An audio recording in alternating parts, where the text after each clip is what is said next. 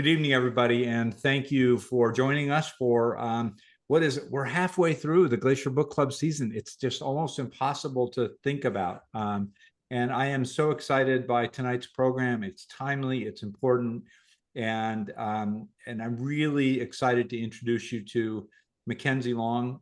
She is a part of a new generation of writers who brings passion, place, and people together, not just to tell a story, but to start a conversation. She left Cincinnati to take an unpaid internship at Alpinist magazine in Jackson and has never looked back. She's worked as the managing editor of Outdoor Gear Lab, co-written 2 books on climbing, was named the 2019 Terry Tempest Williams Fellow for Land and Justice at Mesa Refuge, and one of my former home places when I grew up in California, Point Reyes. And McKenzie has quickly emerged as one of the most articulate voices in the conservation space, and I'm so delighted to have her with us tonight from Mammoth Lakes, California, to talk about her great book, This Contested Land, which, as all of you know since you read it, couldn't be any more timely as we've started a discussion again about national monuments and whether they should get bigger, smaller, go away. So McKenzie Long, thank you so much for joining us tonight. Thanks for having me. I'm really excited to be here. I mentioned earlier that Jerry Emery brought us together. His great book was a feature of our, I think it was November Glacier Book Club last year. And Jerry immediately said, you got to meet this person. You got to read this book. And, maybe that's a good lead into A, how did you meet Jerry?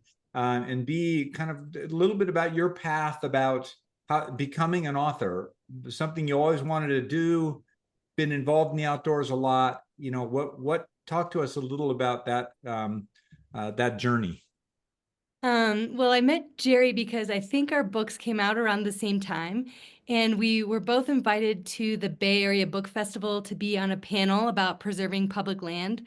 And so we all met together and got to be on a panel, and I really enjoyed meeting Jerry, and we had a really good conversation with the audience and with each other for the panel. And then afterwards, Jerry sent me an email with comments about my book, and he had all of these different very kind things to say. And he was also connecting things that he wrote about George Melendez Wright and monuments and preserving land in the United States. And I think it was a good fortuitous meeting with Jerry, and it was very nice of him to introduce me to you.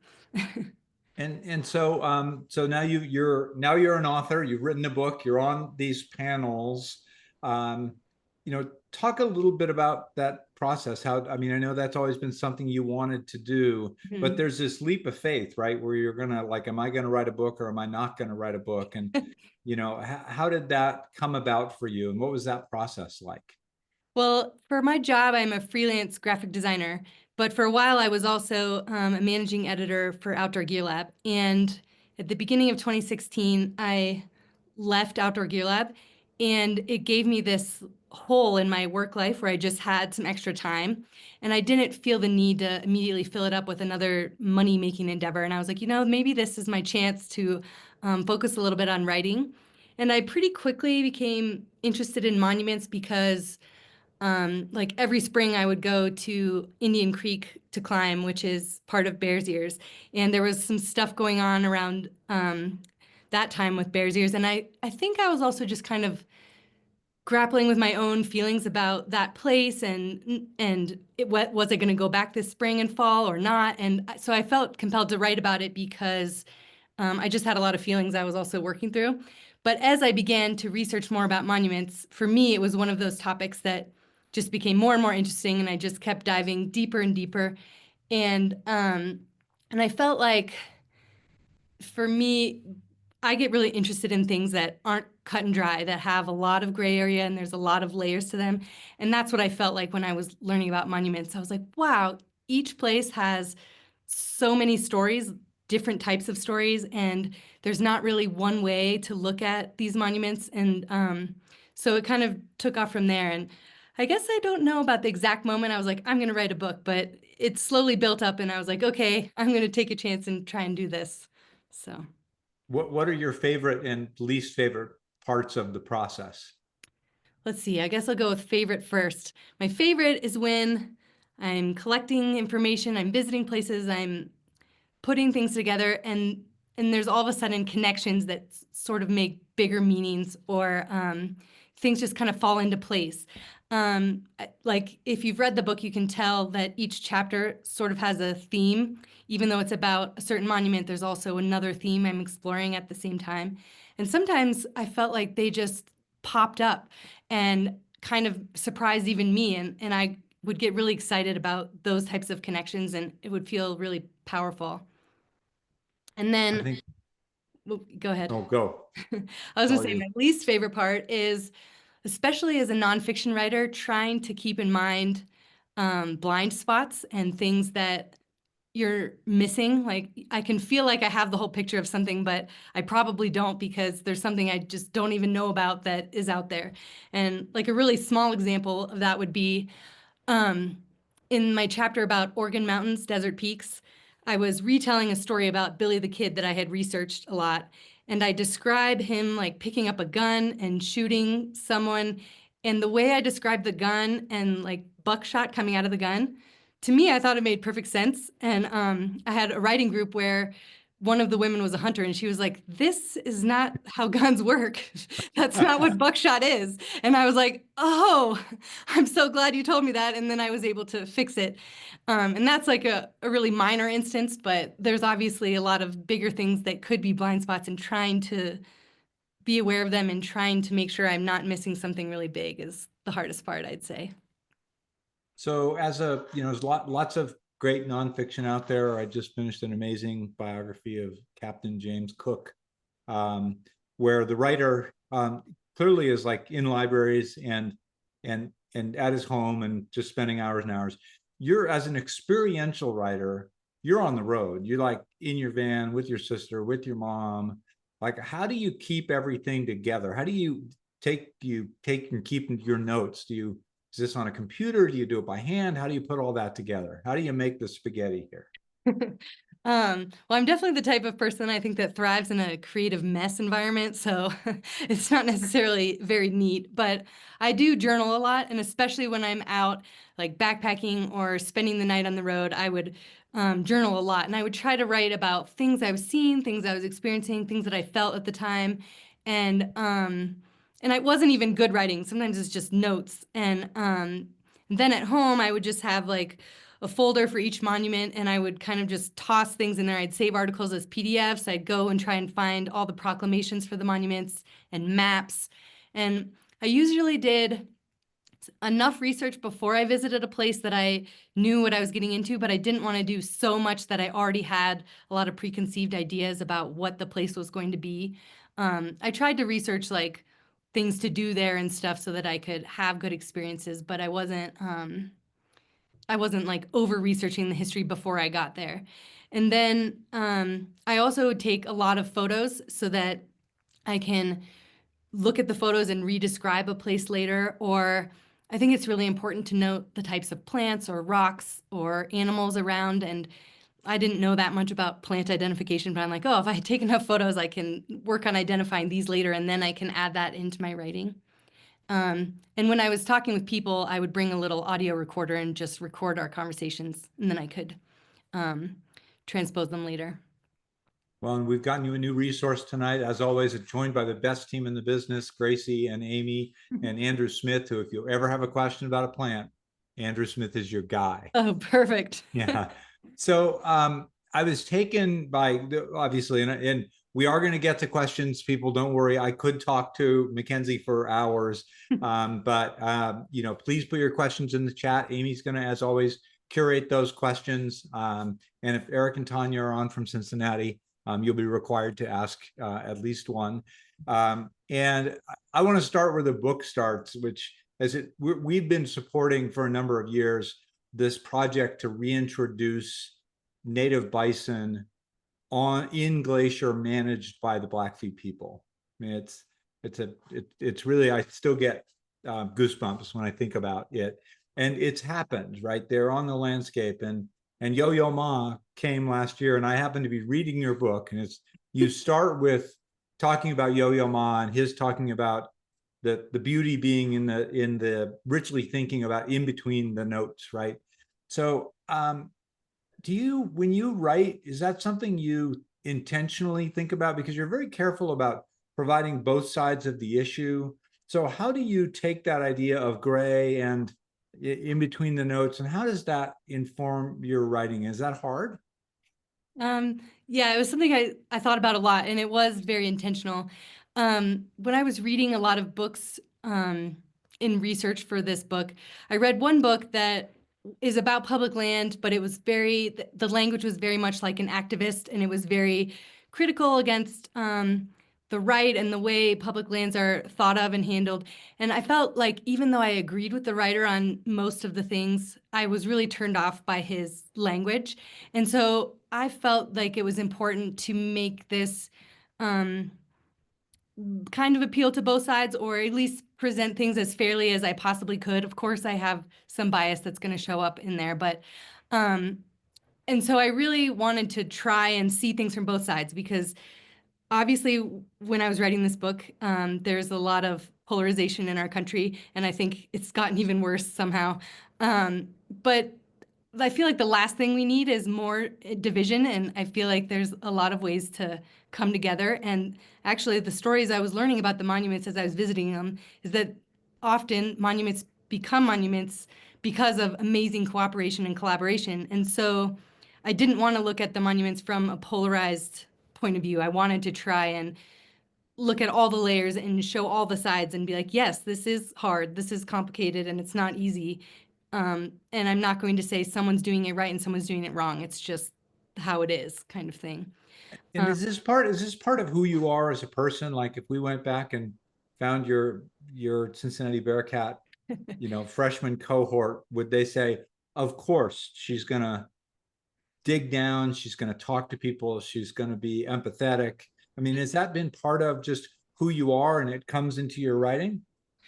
Well, I'd like to think so. I'm sure I've said some pretty awful things in the past as a young, headstrong person, but I like to think that I strive to live my life with empathy.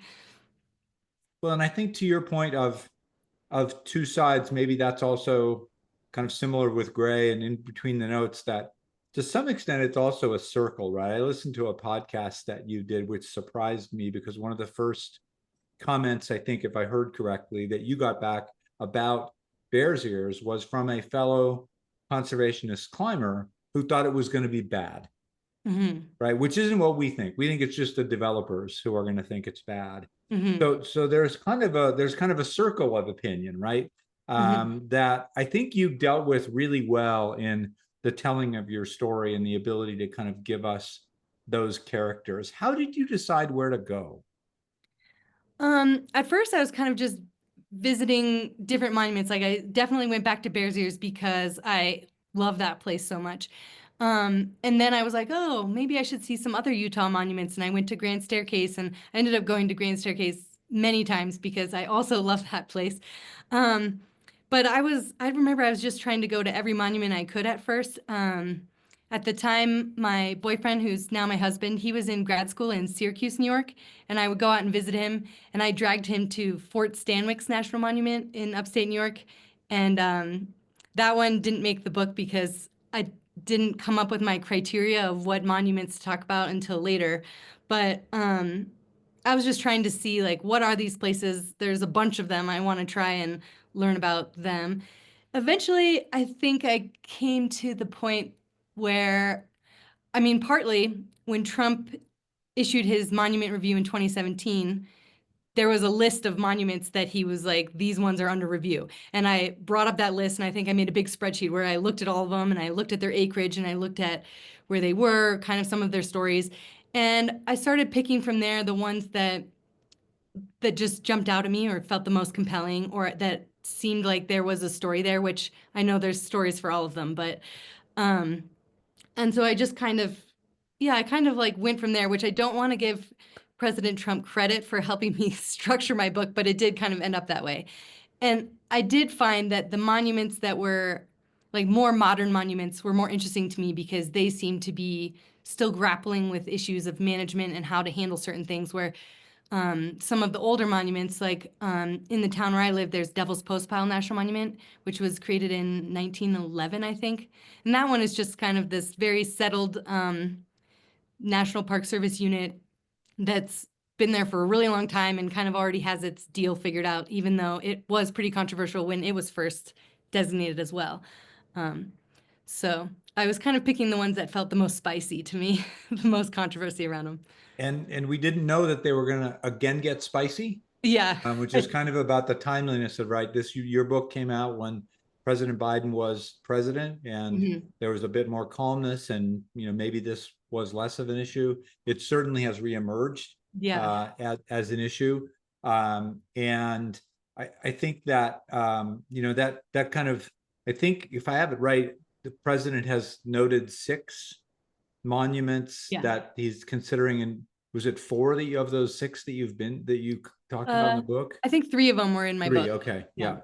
yeah. How did that strike you when you've written this book, you've done some book tours and clubs like ours, and then this actually comes back, and what you're writing about, which is this is contested and could be contested again, is actually showing up on paper, the "here we Mhm. go again" piece. How did that land for you? Well, to be honest, I'm not surprised about especially the Utah monuments, Bears Ears and Grand Staircase, Escalante. I was like, well, of course, if Trump's not going to let a reversal of something he said stand. Um, and I think the one that makes me the most sad is probably Organ Mountains, Desert Peaks in New Mexico, because the people I spoke to there were so passionate about that place and care so much about it, not only for themselves, but just for their whole community. And um, it's not only that the new administration is considering shrinking them, it's that they want to shrink them to make room for mining and drilling, which is going to be really destructive to the area. So these areas that are very precious to people and are very, very important to these communities, like they could be getting ruined a little bit. And so I think that's pretty sad. I'm sure that the people there are not happy about it, and I'm sure they're probably coming up with other ideas or things to do about it if they Yeah, can. and we get asked that question a lot. We're the official nonprofit partner of the park, so we're going to give the park $4 million to do projects in the park. It's really important work, but we're not an advocacy organization. So I encourage people to go to the National Parks Conservation Association, npca.org, I think is what it is. Maybe Andrew can put it in the chat, because there are a lot of groups who are out having this conversation very directly, and I think this conversation will go on here for at least the next 1,000 days. I am going to become my best me and go to the. You may have broken the internet with the number of questions that are in the chat. It's really remarkable, including I did not know that both Eric and Tanya are faculty from Oh, really? the Oh, University of great. Cincinnati. So hopefully we don't have any issues there. So I'm going to hand it over to my dear friend and partner in crime, Amy Lucky. We're also going to do a giveaway, and we're going to give away 2 of these amazingly cool hand knitted hats. And there's a story behind them that Amy will tell you a little bit later. So continue to put questions in the chat. And Amy Lucky, over to you. Okay, this is really interesting, McKenzie. Lots going on in the chat. I'm going to read you comments and questions because you deserve to hear it all. But just to let you know, we have folks from Bainbridge Island, Washington. Janet's here from Missouri. We told McKenzie before this started that we have some folks on who have been to like 30 book clubs. So we have some of the real regulars on tonight. Michelle and Sean from Tennessee, Carl from Rochester. Ed's in the house from North Carolina. So just Wow. lots going on. So I have 2 questions from Scott. He asked the first 2. So I'm going to read this first one slowly so we can take it all in. He says, this is a 2-part question. Today, for non-NPS agencies that manage the national monuments, do you believe they manage those monuments as good, better, or worse than those that have shifted to NPS historically? And then his second question, which is kind of applies, is, or do you think there should be a whole new management department for national monuments or Oh, agencies? that's interesting. I hadn't really considered that before. I would say that like a BLM monument is managed similarly to other BLM lands. Like they're still keeping the same values, and like same with a National Forest monument. They have like the same values that the National Forest Service has as a whole, and they kind of bring that to the way that they approach management of the monuments. And so I don't know that I would add a value statement to like as good or better. And it also kind of depends on each place, because I think that the National Park Service has a little bit more of a like well-defined philosophy for how things are managed. And monuments, I think each one is kind of managed on it like a little bit on its own. So the way they manage Organ Mountain Desert Peaks is not going to be the same as the way they manage Grand Staircase Escalante. They're just going to be a little bit different.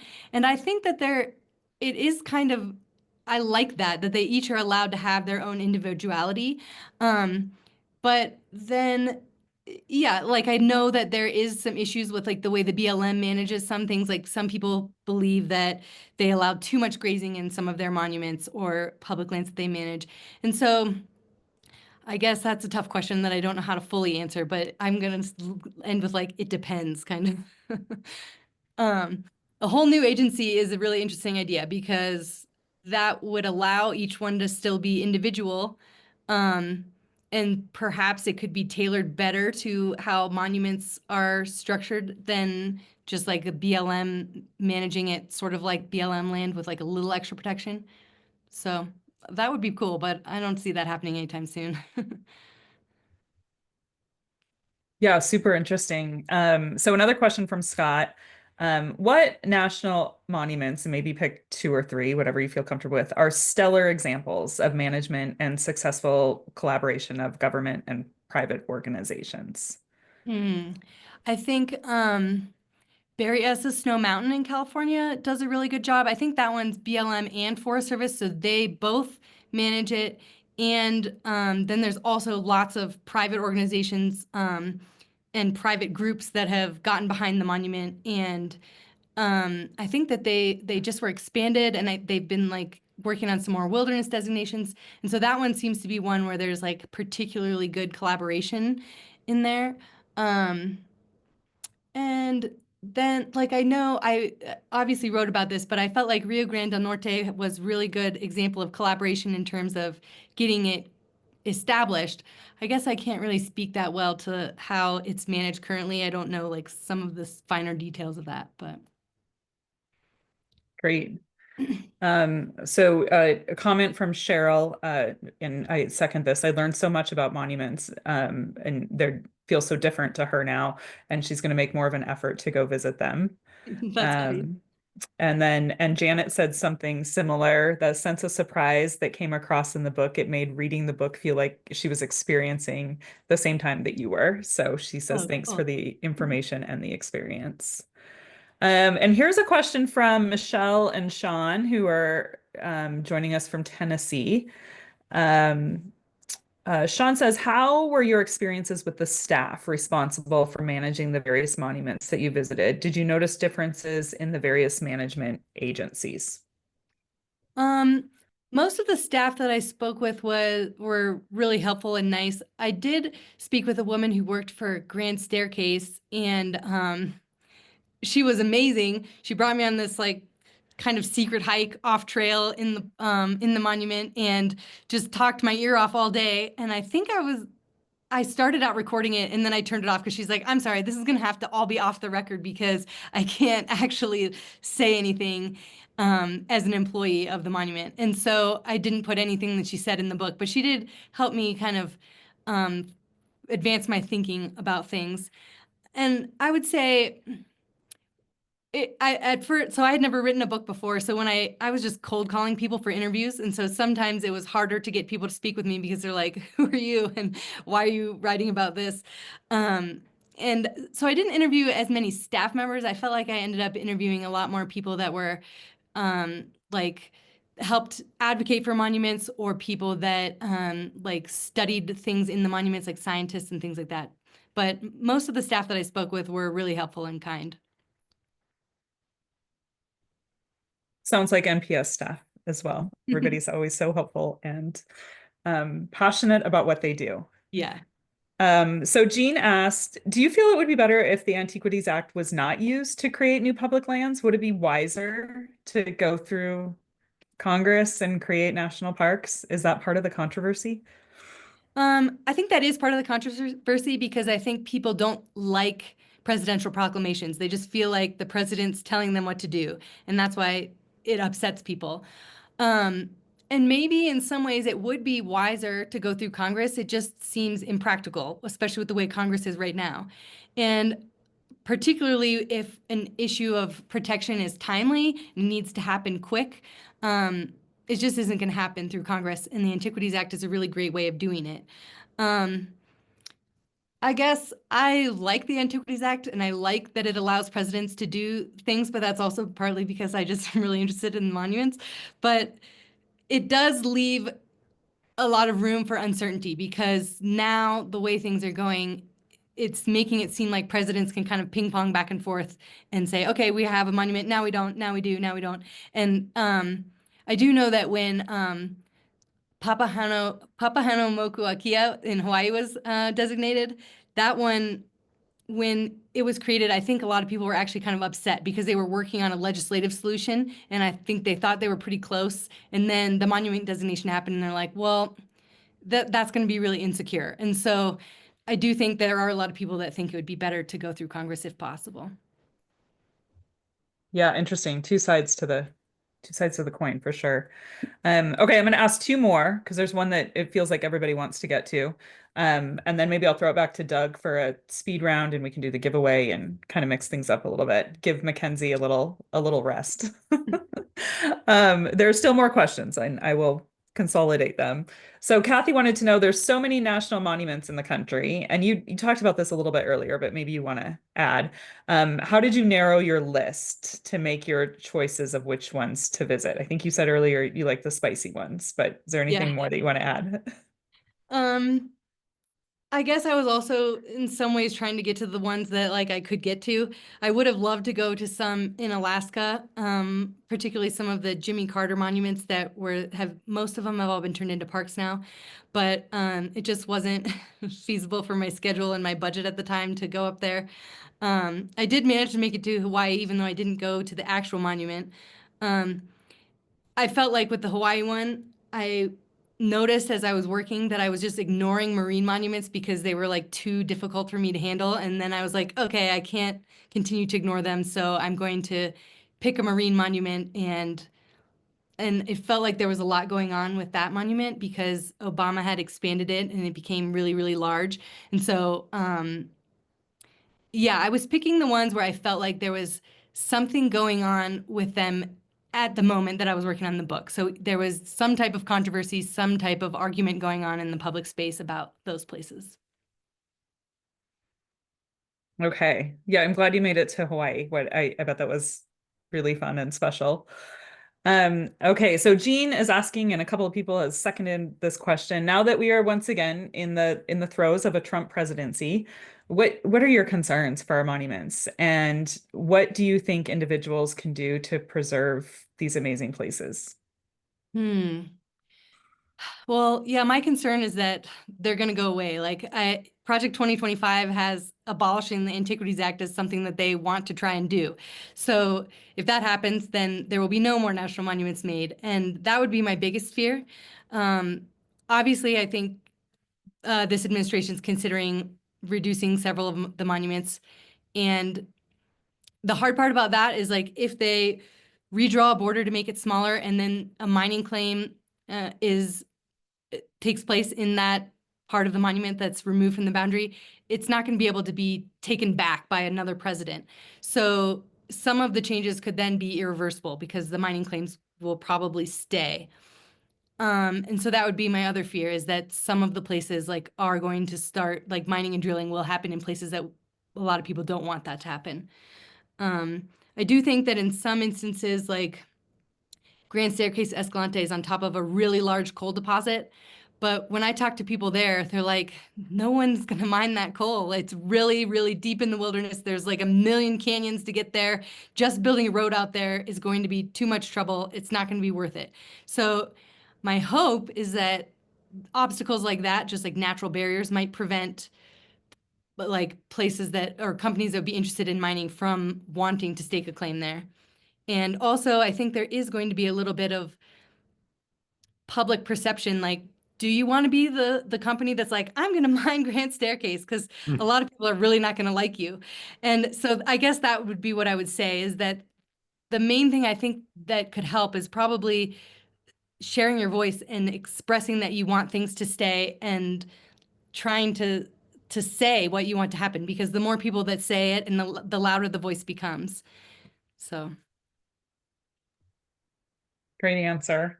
Doug, I'm going to throw it back over to you while I like kind of consolidate questions, and I'm happy to do the giveaway after you do some of your special Awesome. things. Great. And remember, the giveaway is these hats. And Amy, when you do that, if you tell the story behind the hats, that would be awesome. I'm a big fan of the Antiquities Act for many reasons, but the idea that President Theodore Roosevelt was on his hands and knees in the map room, or whichever room it was in the White House, weeks before he was no longer going to be president, and made, I don't remember the number, but a shocking number of acres in this country, I think really did kind of ignite a really important conversation about America's best idea, right? So I think there's a really interesting conversation to be had, and thank you for being an important part of that conversation for sure.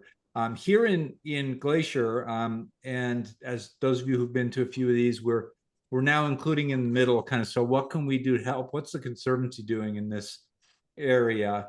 Glacier Park is a 1 million acre national park that is managed as wilderness. That's a huge responsibility for which the park simply does not have enough money. Until 3 years ago, they really didn't have anybody whose title was wilderness manager.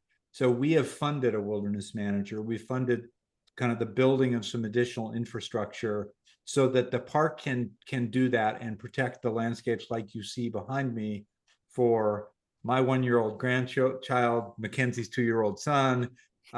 And well, we can't do it without support. So that's one of the things that we're doing, is we're fundraising for a general wilderness fund this year, to be able to be nimble, because we don't exactly know what next year is going to look like, but to be able to get the resources we need to be able to say yes. So if that's something that interests you, we're going to put a little link in the chat, and that's a very concrete way that you can help protect this 1 million acres that's currently, it's not wilderness, but it's managed as wilderness. Whole new discussion, similar topic, but also important. So thank you for that. Now, Mackenzie, I did warn you that we have a speed round. We usually have it at the end. So Amy, and I have it in a just handwritten note here. And I've changed it up. Ed Wilson in North Carolina is going to fall off his chair, because one of our typical questions, I've changed it up for you because I looked at a stack of books that you had on a post at some juncture. So it's generally Stegner and Abbey, or Stegner or Abbey. I've gone Leopold or Abbey. ooh, I guess I'm gonna go with Abby. Well, it's a good Glacier choice, because he actually spent time at the one of our fire lookouts Oh, in the North Fork. So so he has a Glacier connection. Okay, so you're 1 for 1. Very good. You spend a lot of time driving outside, out in the outdoors. Subaru or Toyota? Toyota. Toyota. Okay, very good. Subaru is known as the state car of Montana. Okay. But that's fine. Now, we're going to go to Lake Berryessa. The chapter had a fair number of references. And as a kid, we used to camp not at Lake Berryessa, not at Clear Lake, but actually at a place called Butt Lake, B-U-T-T. I kid you not. Every year we went there. So there's a lot of conversation about wine tasting. Mm-hmm. So we're going to go Merlot or Chardonnay. Chardonnay. Chardonnay. Okay, white. Good. I'm circling these so we make sure we know.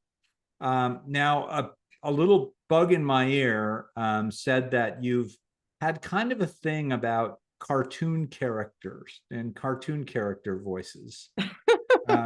So I know this predates you, but Mel Blanc, of course, without doubt the best. So of two of his characters, Bugs Bunny or Daffy Duck? I'm gonna go with Bugs Bunny. Bugs Bunny. All right. So last but not least, very important issue. This has flummoxed our staff meetings for a number of times when we play this or that. So your choice today is waffles or pancakes? Oh, waffles. Waffles. Okay, there you go. All right. Thank you for playing our game. I hope that was painless. It's fun to Definitely get to know you just a little bit. As I said earlier, because you're now family, so we have to know these things. So when you come visit us, we know that we're getting the waffle iron out. Yeah, you have my waffles and Chardonnay waiting for me. Exactly, and we'll rent a Toyota and put on a little Bugs Bunny. Also, McKenzie has been super gracious to agree to do book plates for people. So if you want a book plate, info@glacier.org, just put your name in there. She actually already has them. Gracie is taking care of that. So we'll provide the list to her and she'll sign those and then we'll get them sent back out to you. So McKenzie, thank you very much for that. So No problem. Amy, I'm going to give it back to you. Okay, I'm going to do our giveaway winners because I bet people are anxiously awaiting not only the winners, but the story. So the hats, a good friend of the Conservancy, Kathy Klager, she's from the Midwest. She has joined us for a few book clubs. She knitted herself one of these hats and then had all the yarn left over and asked if she knitted some more and sent them to us if we could do giveaways with them. And so we just received them the other day in the mail. They also have just the cutest little card with them about the things that inspire her in Glacier and what inspired her to donate to the Conservancy as well as send us the hats. And I actually ran into Kathy. We had been in contact over email about the hats, and then I was out at Astronomy Week in St. Mary last year, and I recognized her hat. I was wearing my name tag. She recognized my name, and we made a Glacier connection in the park. So it's been a really fun deal with Kathy, and she's super excited to give them away to other Glacier folks. So Gracie did a random selection, and Diane Pearson and Scott Russell will be in touch, and we will get you one of the Glacier hats. Well done. Okay, back to the questions. Amy from Chicago is wondering what monuments you visited that did not make the book. Well, I think I already mentioned a couple. There's Fort Stanwix, there's Devil's Postpile, and like both of those I started writing about and didn't make the book. Trying to think. I've been to a couple others like in California because they're sort of close to where I am. Oh, I'm spacing on the name of one of them right now. It's one that has a bunch of flowers down south. And I think there's just like, yeah, I don't have any big ones that I spent a lot of time in that I didn't write about. But I did go to, I recently went to another place that's like a proposed national monument. And those are ones that I'm really interested in right now as places that people want to become monuments. There's a place in Nevada called Basawabi that they were trying to get Biden to propose before he left office and he didn't. And that's a really interesting place as well. And the connection, Jerry Emery made a comment about one of his favorite sentences in the book. Jerry, any chance you want to unmute and tell McKenzie your favorite sentence? If not, I'm happy to read it, but it's always fun when people read their own comments.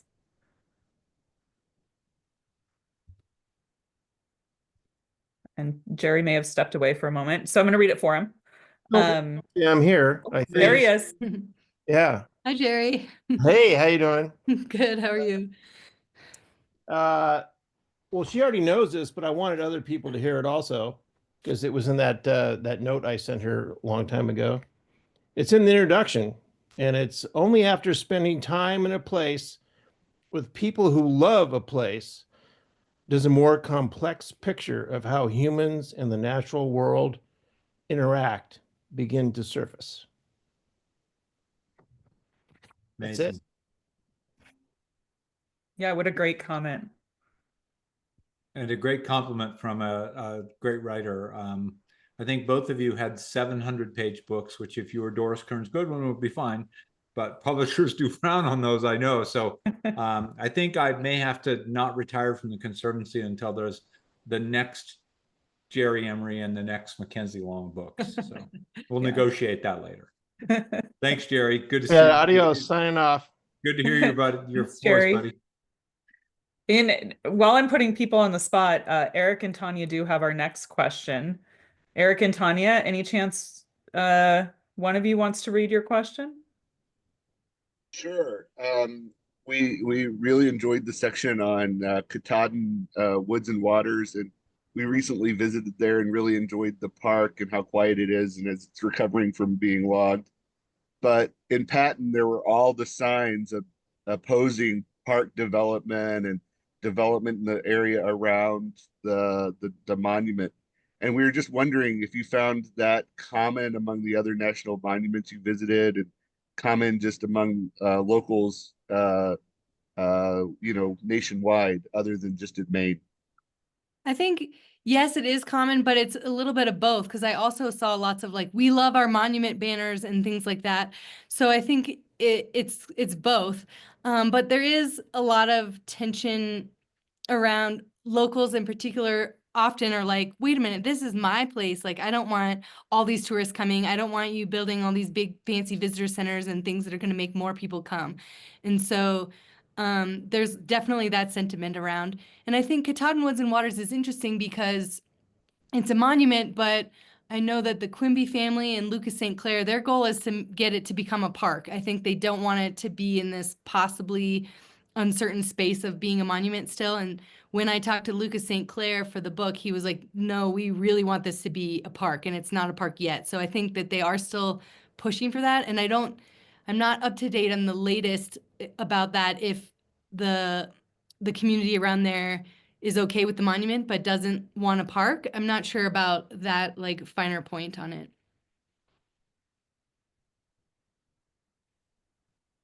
McKenzie, do you have any advice about how to best monitor what's being proposed for monuments? Do you have any great resources? I just put up Google alerts for places that I'm interested in and read news that way. It's kind of hard because things happen fast, and there's definitely people that are more in tune with the fast pace of the news cycle than I am. So I think that's great advice. Google alerts are wonderful, right? yeah. Cheryl added her favorite sentence, which is, if protecting and conserving land are justice for Earth itself, ensuring that all people feel welcome to access these places is justice for Earth's inhabitants. So it's another great. Amen. How about, this is kind of the flip side of a question earlier. Are there any national monuments that you have not visited? I think you mentioned Alaska, but any that you'd like to, and if so, which ones? Yeah, there's lots more that I'd like to visit. I was just looking at the list of monuments that are possibly on the chopping block for the Trump administration. And like I said, there was 3 that were in my book, and then there's 3 others, and I'd like to see those other 3. I think it was Chuckwalla, the one that's near Grand Canyon, and Ironwood Forest, which I'm actually not even sure where that one is. But there's a lot of them, and I've still been trying to visit some even after I wrote this book because I always find them interesting. So I would say go to as many as you can. Well, one of the things also that we discussed earlier, McKenzie, to this point, that so there are those 6, but he's also already taken an action in the waters in Hawaii that, not directly, but water kind of doesn't know boundaries. Talk to us about how that might have an impact on the monument that you did visit and that is in your book. Well, so I think he removed a fishing ban from a national monument, a marine monument. And when I was researching about the Hawaii monument, I read a study that was done in 2020 that was comparing the fisheries and what happened like before the ban and after the ban. And I also spoke to a biologist who kind of reiterated the same point that the conclusion the study came to, which is that it turns out that fisheries seem to do better when there are protected marine spaces, because it allows the marine life to have places to recover and for their populations to grow safely. And when you remove that ban, it's probably going to lead to more overfishing and is probably going to make it actually the fishery industry will decline. So counterintuitively, lifting the ban is probably going to make it worse. Like the fishing industry is probably not going to do as well. It won't be immediate, but eventually I think it will. And Okay. so I don't think it's a helpful thing. Kind of like cutting down the last tree on Easter Island to make a fire. Yeah. We Sorry. have Dave Baylor on again tonight, and Dave joins us often. Dave, would you be interested in unmuting and sharing your question? Sure. Ask Well, it wasn't McKenzie. not so much a question as a comment. I enjoyed the book immensely, McKenzie, and a lot of the philosophy as well as the data stuff. What struck me was you having to deal in the local communities with people who wanted the monuments and people who didn't want the monuments. That reminded me of the author of our previous book, Women Among Wolves, A Woman Among Wolves, where she was researching wolf recovery, and there were communities that were anti-wolf recovery and communities that were pro-wolf recovery. And that took me back to my days as a geographer with the U.S. Bureau of Mines for a couple of years, where we were researching public attitudes toward mining in the White Clouds in central Idaho, as opposed to the Sierra Club, which did not want any mining in the White Clouds. So the locals often have the focus on economic development, whereas more enlightened people, or different people, I should say, who are not in the area, really like the idea of preserving the monuments. And I'm one of those people. So I mean, that's one of the criticisms locals sometimes have is they're like, well, that's all these outsiders that just want to come in and change this space, and we think it's fine. And that's not true everywhere. There are lots of locals that also want to protect the place that they live near, but I do understand that feeling of not wanting a bunch of people coming and telling you what to do. And so I can empathize with that feeling. yeah, as an economist who's worked with rural development, I mean, the problem is that folks in the rural isolated areas really need the economic opportunities that mining, fishing, timber, so forth.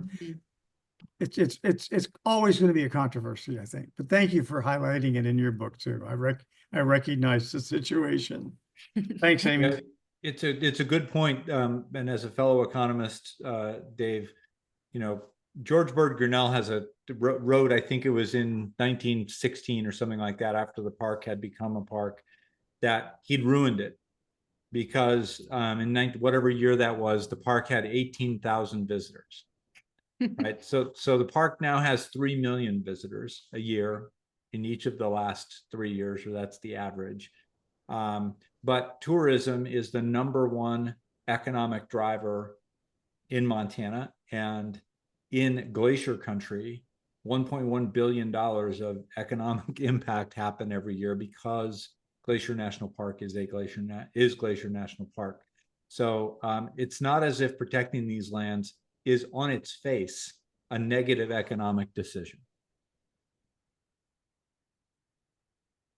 That's a very good point. And that's what like people in Grand Staircase were telling me. They're like, they want to mine the coal, but look at how much economic development there is from tourism around here. The coal is kind of unrealistic to get to. You should see about how it's helping the community around here. So Sure. Yeah. So another question from Eric and Tanya, any surprises about national monuments that have stayed as monuments rather than go on to become national parks? And they specifically mentioned Colorado National Monument. I guess I need to clarify the question. Like, they're surprises that they haven't become parks? Is that what they're asking? Yes. Yep. I guess I haven't thought about that in quite the same way. Like, in fact, it sort of surprises me now when monuments do become parks. Like White Sands just recently became a park, and I'm like, oh, that's kind of surprising that they're going through the effort of doing that now. Because I feel like these days monuments and parks are kind of thought of as two separate things. And like it used to be that monuments were waiting to become parks, but that isn't really the attitude anymore. And so it doesn't surprise me that Colorado National Monument has stayed a monument, but it maybe would surprise me if it became a park all of a sudden. Sure. Just kind of the complexities around becoming a park once you've already gotten the monument status. Yeah. What about the best way of supporting monuments? Do you have any advice? And maybe we already asked this question, Yeah. but it's an important one. Yeah, I think making your voice heard about your support. If there's any public comment periods that are open about monuments, I think definitely submit comments. I think that those do matter and become part of public record. And I also think supporting nonprofits, like every monument, just like the Glacier National Park Conservancy, every monument has its own nonprofit friend that helps it run. And I think that those organizations could probably also use help if you have extra money or extra hours for volunteering. So. Great answer. Lots more comments in the chat, and I'll make sure to get you the chat either tonight or tomorrow, just so you can see all the thank That would be yous, wonderful. the really nice comments, and lots of people interested in book plates. I guess, oh, I skipped Andrew's question. Hang on. Yeah, my coworker Andrew had a great question that's a little bit different, but how do you think your perspective is affected by being a climber? Because climbing is often at the center of discussions over what types of recreational uses are permissible on different public lands. Yeah, that's a good question, because I feel like, at least in the climbing community that like climbers think of themselves as really great environmental stewards. We're like, we are so good for the land, which is not really true. We just like to think of it that way because we like to be out there on the land. And so then sometimes when these big controversies come up about climbers and the way they use the land, it's kind of eye-opening to me to be like, oh, like other people that have no idea about climbing are like, what? This is a very destructive practice. How can you possibly want to do that? Like, I know there's lots of talk about if you can bolt in certain places and in wilderness or not wilderness and things like that, and all different types of public land. And I think, but for me, climbing is kind of like the window that brought me into really caring about place. And people don't care about protecting things that they've never seen. And so part of the reason why I wrote the book is it's like I want to make some things visible that maybe were invisible for some people before. And I think that people getting out and experiencing place and finding love of place and attachment to place is important. And then that becomes a reason to then protect places later. And I also think that climbers can recognize that they can be destructive and can grow. So I think, at least for me, that's personally the path I was on. I know other climbers that have kind of taken a similar trajectory. So I think it's easy to kind of view different user groups in either a good or bad way. Like a lot of people view like ATV drivers as the enemy. They're like, we don't want them here, but they're also out there using the land and loving the land in the same way that other recreationists are. And so I just like everything, I don't really want to say that one user group is good or bad, even though there's probably good and bad about the way that they are on the land. Yeah, so many different audiences and, like you said, user groups on these lands. It's sort of staggering to think about. And I didn't want to miss Brent's question. He's wondering if you made it to Sequoia National Monument. I don't think I have been to that one. I've been to, like, Sequoia Kings Canyon is nearby. I don't know. Yeah, I don't think I've been to Sequoia National Monument, but that one's on my list because I really would like to see the sequoias. Might be a good one for the 2-year-old to walk. Yeah, that is a good one. Well, Doug, I think I've completed all the questions there. I mean, I think we kind of want to know what's next for McKenzie, but I'll let you ask that one. Yeah, and if anybody has any last minute questions, I have still 2 hours worth of questions. So, but I was struck when you were answering that last question, which a lot of comments really appreciated that last piece about being moved by a place. I'm 65 years old. I've been hiking this park for all the years Julie and I have been married, plus a couple, so 44 years or so. Julie's been hiking here for 65 years. She doesn't like it when I say that, but she was 2 or 63 years, so she was 65. And I went to the park on Friday for the first time this spring, and I got weak kneed, right? I mean, it was just the majesty, the power, the peace, all of that, right? It gobsmacks you. Do you remember the moment when you were somewhere and had that feeling, and and it informed your decision to move west? I don't know that I would say it informed my decision to move west, because I sort of moved west on kind of a whim. Like, I want to be near mountains, and I didn't even know that things such as mountain towns existed. And I got to Jackson and was like, whoa, there's like a whole community around mountains. This is amazing. But I do definitely have that feeling. Like, I do remember like the first time I saw the Tetons, I felt that way. And when I went to Indian Creek in Bears Ears the first time, I was going there specifically to climb, and I remember, I think I arrived there in the dark, and in the morning I woke up and there's just like buttresses everywhere lined with cracks, and I was like, what? I was like, I can't believe a place like this exists. It's like beautiful and feels endless. And maybe those are more like moments of like, I'm not going back to the Midwest rather than bringing me out west, but And probably informed your decision to write about it and to learn Yeah. more about it, right? I mean, and we are thankful beneficiaries of that. I want to respond to Sean. There's some talk in the chat about whether public officials should be required to go to national monuments, blah blah blah.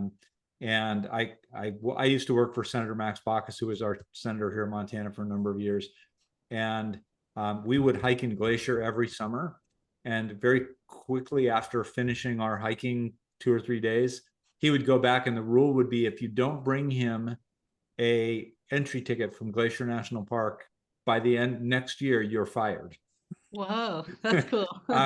So I don't know that anyone was ever fired, but the point is still the point, right? Which is, he's the same way. He grew up in Montana. He's still weak-kneed, and the world strips away, right? We can all be healed by these special places. So yeah. So what is next? What's next? How long do I got to stay around before the next book? I am working on something, but it's still in its beginning phases, so I don't want to talk about it too much because it could totally change. Writing time is a lot harder to find with a toddler, so it's coming along much slower. But my editor's been poking me. He's like, I think that you should write another book now. So.